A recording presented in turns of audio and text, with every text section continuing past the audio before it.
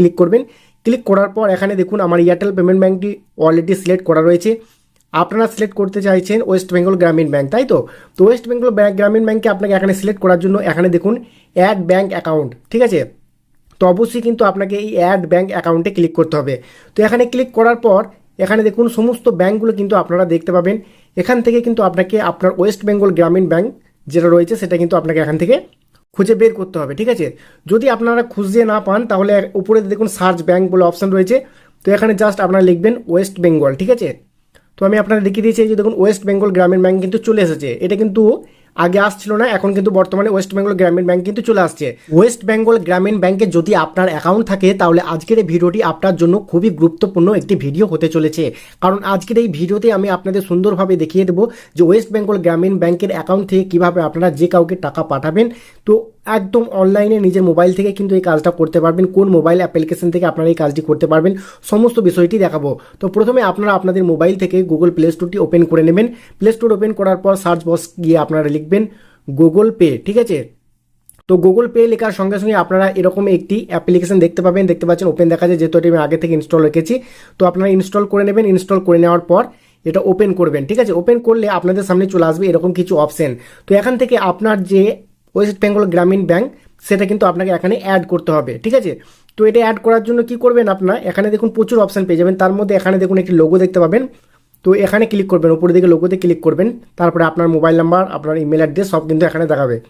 এবং এখানে দেখতে পাবেন আপনারা ব্যাঙ্ক অ্যাকাউন্ট, এই যে অপশনটি রয়েছে এখানে ব্যাঙ্ক অ্যাকাউন্টে ক্লিক করবেন। তো ওয়েস্ট বেঙ্গল গ্রামীণ ব্যাঙ্কে আপনাকে এখানে সিলেক্ট করার জন্য এখানে দেখুন অ্যাড ব্যাঙ্ক অ্যাকাউন্ট, ঠিক আছে?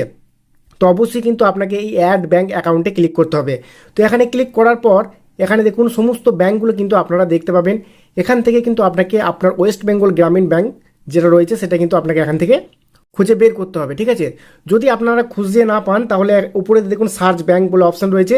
তো এখানে জাস্ট আপনারা লিখবেন ওয়েস্ট বেঙ্গল, ঠিক আছে? তো আমি আপনারা দেখিয়ে দিয়েছি যে দেখুন ওয়েস্ট বেঙ্গল গ্রামীণ ব্যাঙ্ক কিন্তু চলে এসেছে। এটা কিন্তু আগে আসছিল না, এখন কিন্তু বর্তমানে ওয়েস্ট বেঙ্গল গ্রামীণ ব্যাঙ্ক কিন্তু চলে আসছে। তো এখন আমি এটা সিলেক্ট করে নেব। সিলেক্ট করলে আপনাদের সামনে দেখুন এখানে অটোমেটিক কিন্তু এটা ফাইন্ডিং হয়ে যাবে। এবং এখানে দেখুন আপনার কোন অ্যাকাউন্টটি যুক্ত আছে আপনার রেজিস্টার মোবাইলের সঙ্গে সেটা কিন্তু এখানে শেষের 4টি সংখ্যা কিন্তু এখানে দেখাবে। তো এখানে কিন্তু সেটা দেখিয়ে নিয়েছে, আপনারা দেখিয়ে নেবেন। তারপরে আপনারা স্টার্টে ক্লিক করে দেবেন, ঠিক আছে? তো স্টার্টে ক্লিক করার পর inter your debit card number information. তো আপনার ডেবিট কার্ড বা এটিএম কার্ডের যে শেষ 6টি সংখ্যা রয়েছে সেটা কিন্তু আপনাকে এখানে বসাতে হবে। এবং এক্সপায়ারি কার্ডের যে এক্সপায়ারি রয়েছে সেই এক্সপায়ারি ডেটটা কিন্তু আপনাকে এখানে দিতে হবে, ঠিক আছে?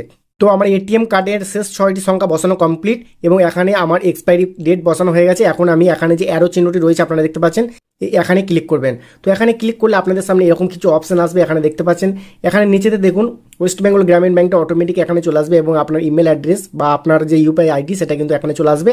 এবং নিচেতে যে আপনারা অপশনটি দেখতে পাচ্ছেন ক্রিয়েট পিন, তো এই ক্রিয়েট পিনে আপনাকে ক্লিক করতে হবে। তো ক্রিয়েট পিনে যখনই ক্লিক করবেন আপনাদের ব্যাঙ্ক থেকে কিন্তু একটি ওটিপি চলে আসবে। এই যে বন্ধুরা দেখুন আমার অটোমেটিক কিন্তু একটি ওটিপি চলে এসেছে, এই যে মেসেজটা এলো। তো এখন আপনারা রাইট চিহ্নে ক্লিক করে দেবেন। তো রাইট চিহ্নে ক্লিক করে দেওয়ার পর এখানে দেখুন এখানে কিন্তু লেখা রয়েছে সেট 6 ডিজিট ইউপিআই পিন। তো আপনাকে আপনার পিনটা কিন্তু এখান থেকে তৈরি করতে হবে। আপনি যে পিনটি রাখতে চাইছেন সেই পিনটি কিন্তু আপনারা এখানে বসিয়ে দেবেন, ঠিক আছে? তো পিনটি বসিয়ে দিলেন, বসিয়ে দেওয়ার পর আপনার রাইট চিহ্নে ক্লিক করে দেবেন। তারপর আবারও কিন্তু আপনাকে আপনার পিনটি এখানে দিতে হবে। তারপর আবারও কিন্তু আপনাকে রাইট চিহ্নে ক্লিক করতে হবে। তো এখানে ক্লিক করার পর আপনারা দেখুন এখানে অ্যাডিং ব্যাঙ্ক অ্যাকাউন্ট এখানে কিন্তু রাইট চিহ্ন চলে এসেছে, ঠিক আছে? তো দেখুন বন্ধুরা এখানে কিন্তু আমার যে ওয়েস্ট বেঙ্গল গ্রামীণ ব্যাঙ্ক সেই অ্যাকাউন্টে কিন্তু এখানে সেভ হয়ে গেছে। এখন কিন্তু আপনাকে এখান থেকে খুব সহজে কিন্তু আপনারা যে কাউকে কিন্তু টাকা পাঠাতে পারবেন। মানে আগে আপনারা যেভাবে টাকা পাঠাতেন ঠিক সেইভাবেই কিন্তু আপনারা টাকা পাঠাতে পারবেন, কোনো সমস্যা হবে না। এবং জনস্বার্থে প্রচারের জন্য অবশ্যই ভিডিওটি একটু বেশি বেশি করে শেয়ার করে দেবে যাতে অনেক মানুষের উপকারে আসে। তো আজকের মতো ভিডিও এখানেই শেষ করছি, দেখা হচ্ছে নেক্সট ভিডিওতে। ততক্ষণ সকলেই ভালো থাকবেন, সুস্থ থাকবেন, ধন্যবাদ।